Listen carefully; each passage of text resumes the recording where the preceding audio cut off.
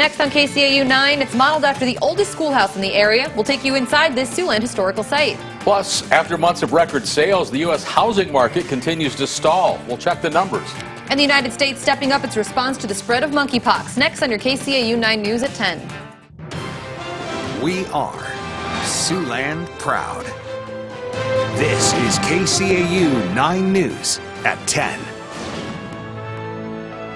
Good evening again, and thanks for joining us. I'm Tim Seaman. And I'm Sophie Erber. Several Siouxland school districts have already started the school year, but others will begin there soon. However, some students may feel something more than just those back-to-school nerves. KCAU 9 reporter Tyler Euchner takes us to school and shares with us what counselors and mental health specialists are seeing in their students.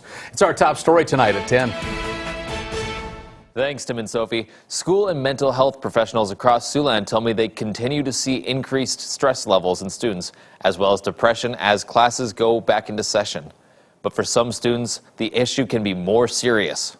Really, at the start of the year, it's kind of trying to figure out who's just got those normal jitters versus who has developed some anxiety with being away from the classroom for so long. Victoria Mason says while stress and depression are common during back-to-school days, anxiety is a growing issue facing returning students. With the pandemic and having been away from those social settings for a few years, kind of on and off, we're getting accelerated, we're getting heightened anxiety this year. Mason encourages parents to make sure their kids get plenty of sleep and stay hydrated. Easily the first step to help reduce anxiety. Kelly Ron is a South Sioux City Middle School counselor, and she says it's important for students to talk about their feelings and not suppress what might be bothering them. The goal is not to eliminate anxiety, but to manage it. That's really the important thing that we want parents to know.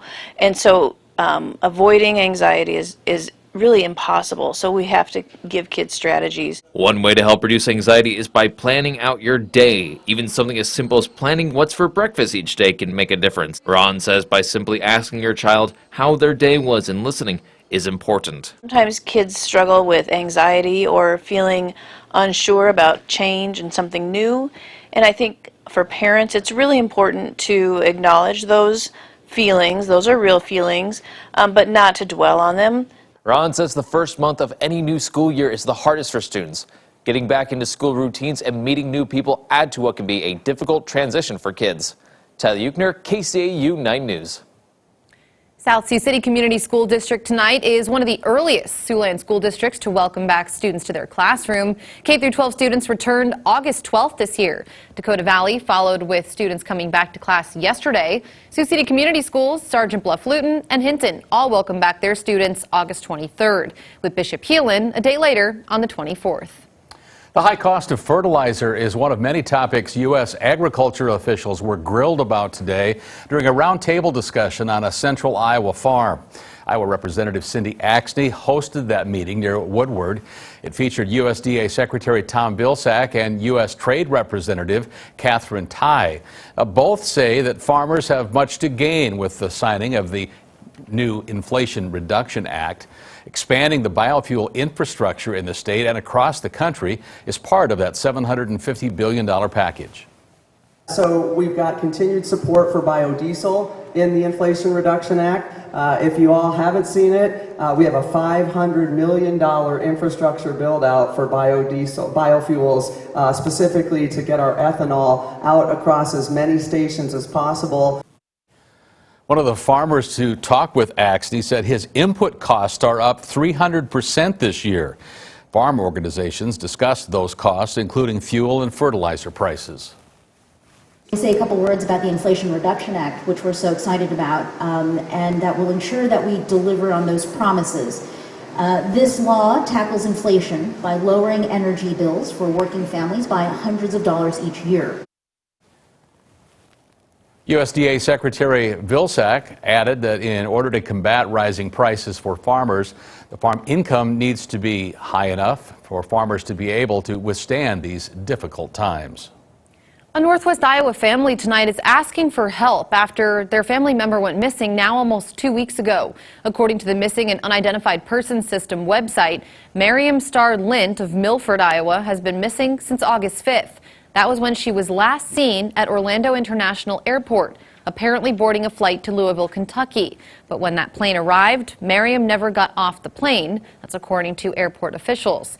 She is a white woman with blue eyes and brown hair, but it has been dyed and might be blonde. She's between 5'1" and 5'3" and weighs between 140 and 150 pounds. If anyone has seen her or has information, they're asked to contact local law enforcement. A federal judge in Florida says that he's inclined to let the public see at least part of the affidavit that was used to justify the FBI search of former President Donald Trump's Mar-a-Lago residence. He's the same judge who authorized the search. The judge gave prosecutors a week to submit a copy of the affidavit with proposed redactions for the information it wants to keep secret. The prosecutor said that the investigation into whether Trump illegally stored classified records is still, quote, in its early stages. U.S. home sales dropped in July, falling for now the 6th straight month. The National Association of Realtors says that sales fell 20.2% from July of 2021. It reached the slowest pace since May of 2020, near the beginning of the COVID-19 pandemic.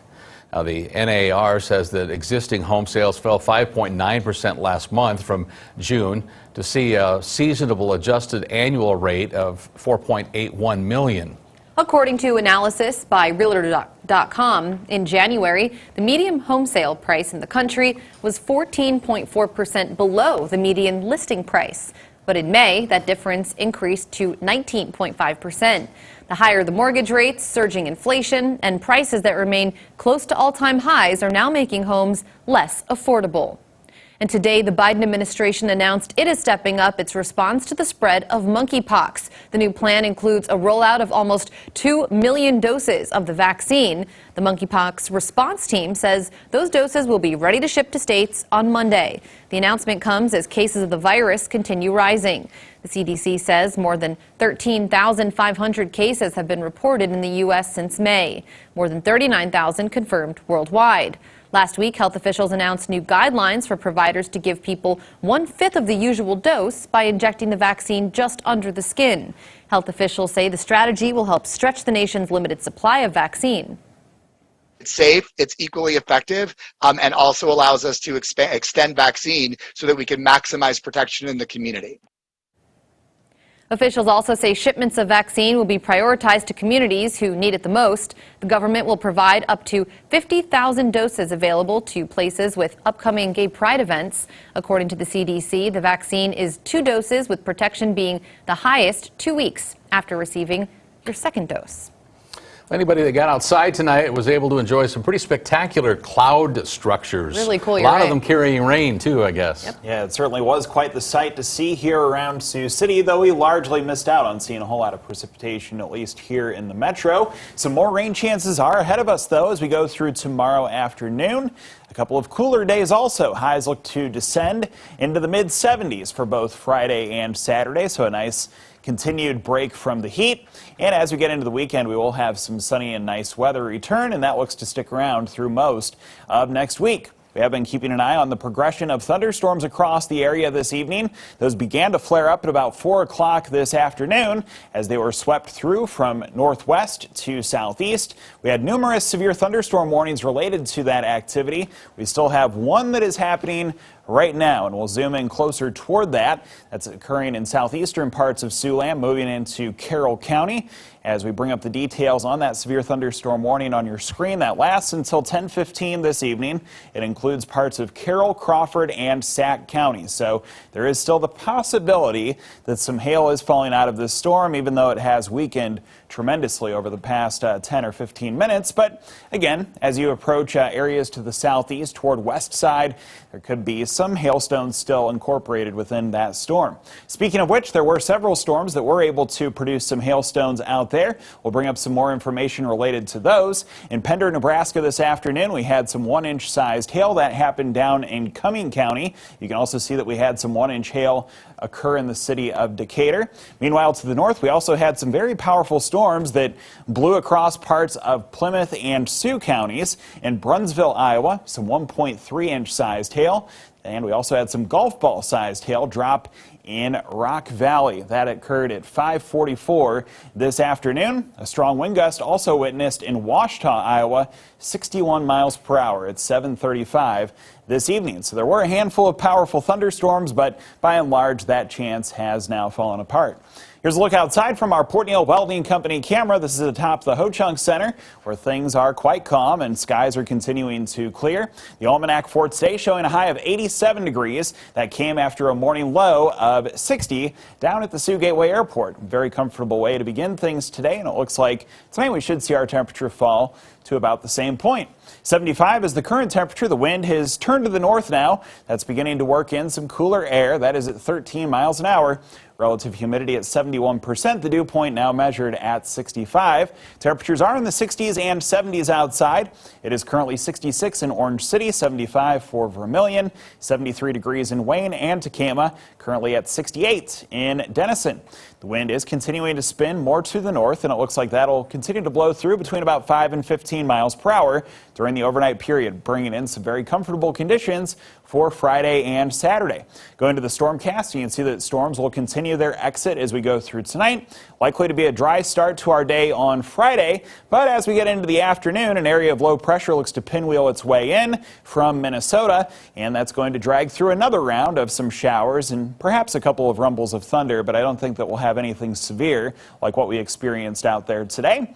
Going into Saturday, still a minor chance at seeing a leftover shower, but it looks like the clouds will gradually clear, and we should have nice weather to follow on Sunday. Here's the latest look at our rainfall forecast now, and as you move to the northeast of Sioux City, that appears to be where we'll spill out the greatest amounts of precipitation, with about 1/4 of an inch to 3/4 of an inch for most of that area up toward the Iowa Lakes, 1/2 inch in Sioux Falls. Not a whole lot in Sioux City or points to the southwest, though Norfolk may receive 1/10 of an inch. Tonight, a low of 60 degrees under mostly clear skies as storms continue to escape our area. Tomorrow, we'll have some showers move back in during the afternoon with a high temperature of 75. Looking at the 9-on-9 forecast now, it shows that temperatures will stay comfortable into the start of the weekend. 76 on Saturday, back to the 80s on Sunday, and no extreme heat, really. It looks like we'll have sunny skies and some enjoyable summertime weather. Highs in the low to mid-80s. Really a beautiful stretch here, even with those rain chances peppered in. You really can't ask for better weather this time of year. Yeah, and even though we did have a lot of rain on Monday, we do still need some rain, so it is good to see some more chances throughout the forecast there. Thanks, Scott. Well, you may not know this, but there is a building modeled after the oldest schoolhouse in the area, and you can see it here in Siouxland. That's right, and we'll take you inside the Smithland Log Cabin in this week's encore presentation of our Siouxland Stories, coming up next. You're watching KCAU 9 News with Tim Seaman, Sophie Erber, Chief Meteorologist Scott Larson, and Sports Director Anthony Mitchell. This is KCAU 9 News at 10.